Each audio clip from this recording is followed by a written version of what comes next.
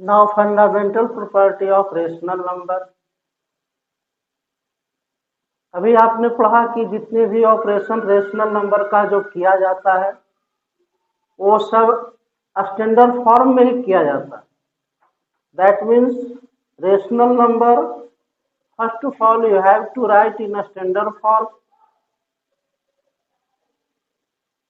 of p by q, मतलब that means p and q are co-prime integers, q greater than 0। by example 4 by 5, 4 और 4 by 5 standard form में है।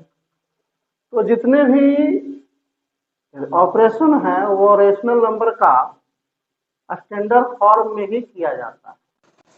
जोड़ घटाव गुना भाग, और उसके तहत प्रॉपर्टी को हम क्या करते हैं, डिफाइन करते हैं स्टैंडर्ड फॉर्म में ऑपरेशन करके। डिसिमल फॉर्म तो आप जानते ही हैं, डिसिमल फॉर्म 2 होता है रेशनल नंबर का। एक होता है दशमलव के बाद यदि पूरा पूरा कट जाए तो उसको हम शांत दशमलव कहते हैं, जिसको टर्मिनेट कहते हैं। टर्मिनेट मैंने लाट कर गया, दशमलव के बाद इंड हो गया। लेकिन यदि transformation of decimal form of the rational number, अगर नंबर जो है डिसिमल के बाद रिपीट कर रहा हो तो उसको हम नॉन टर्मिनेटिंग कहते हैं। लेकिन अंत तो नहीं कर रहा है, लेकिन रिपीट कर रहा है, तो इसलिए उसका नाम हो गया recurring. That means decimal form जो है रेशनल नंबर का कितना हो गया, 2। अगर दशमलव के बाद पूरा पूरा कट गया तो उसको तो हम टर्मिनेटिंग बोलेंगे, टर्मिनेट कर गया। लेकिन अगर दशमलव के बाद दशमलव के ट्रांसफॉर्मेशन में भाग देने करके दशमलव में बनाएंगे और वह दशमलव के बाद यदि कटता नहीं है, बार बार रिपीट होता है, तो उसका नाम होगा रेकरिंग, माने रीअकरिंग, माने बार बार आने वाला, इसलिए उसको आवर्त दशमलव कहेंगे। तो दशमलव का 2 रूप हुआ, टर्मिनेटिंग और रेकरिंग। अब सेकंड प्रॉपर्टी है कि कोई भी रेशनल नंबर है, अगर 2 दिया हुआ है तो 2 के बीच इनफाइनाइट रेशनल नंबर होंगे। इसकी चर्चा, इसका जो है एक एग्जाम्पल से हम क्लियर करेंगे। बाय एग्जाम्पल इसको हम, जैसा कि अगर हम लेते हैं 3 और 4, तो 3 and 4 both are the natural number, both are also the rational number। और 3 से जितनी भी बड़ी संख्या है, 3 से जो भी बड़ी है, जैसे 3.1 है, 3.15 है, 3.159 है, और 4 से छोटी तो बहुत सारी संख्याएं होगी।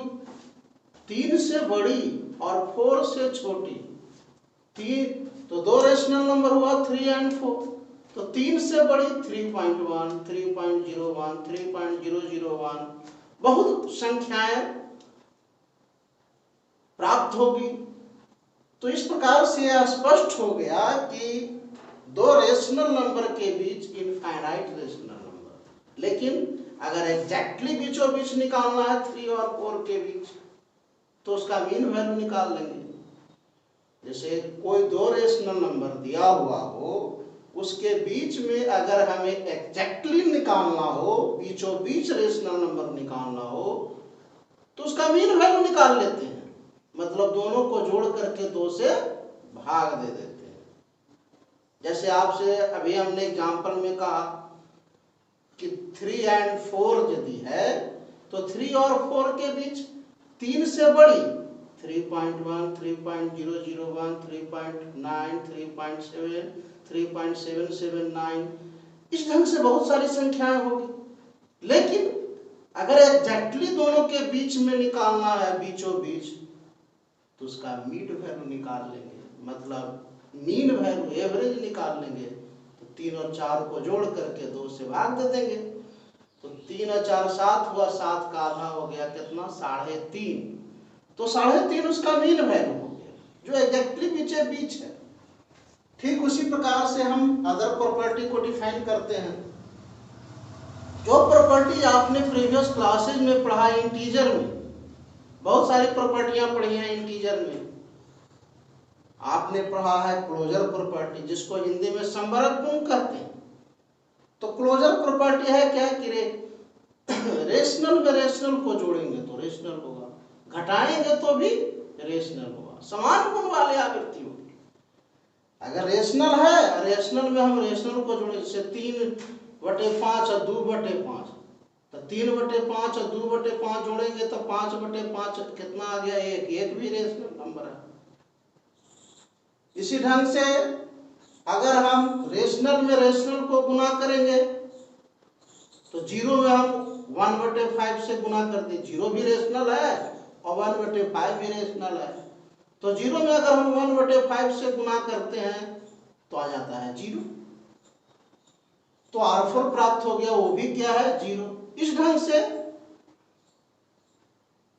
अगर हम कोई भी ऑपरेशन करते हैं रेशनल में रेशनल का एज एडिशन, मल्टीप्लिकेशन, सब्ट्रैक्शन, तो रेशनल नंबर ही प्राप्त होता है। इस प्रकार से यह स्पष्ट है कि जो इंटीजर में प्रॉपर्टी फॉलो होता था उसी प्रकार से एक क्लोजर प्रॉपर्टी आपका रेशनल नंबर में भी फॉलो होगा।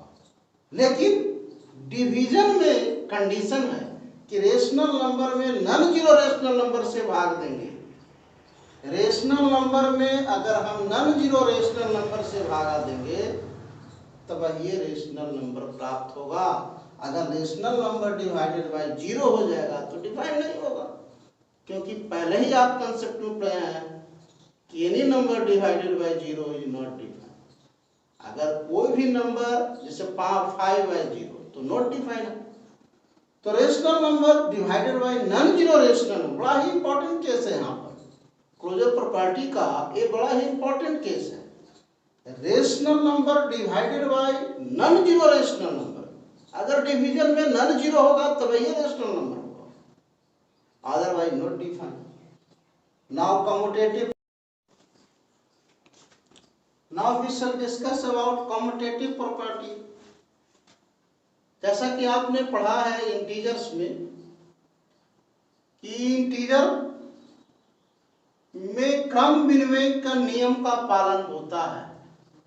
मतलब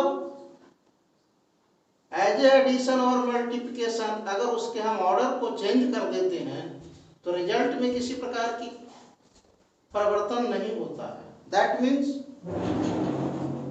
अगर दो रेशनल नंबर को हम लेते हैं ए और बी को, तो ए प्लस बी हम इवैल्यूएट करें या बी प्लस ए, या ए गुने बी करेंगे, पहला गुने दूसरा करें या दूसरा गुने पहला करें, तो यह वैल्यू कांस्टेंट रहता है।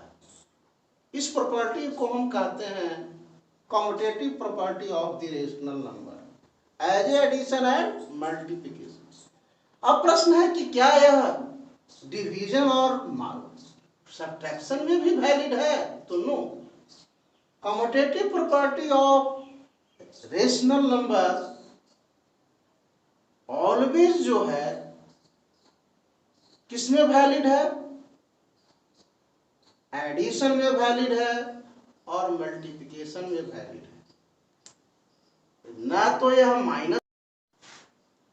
Now we shall similarly associative property that is also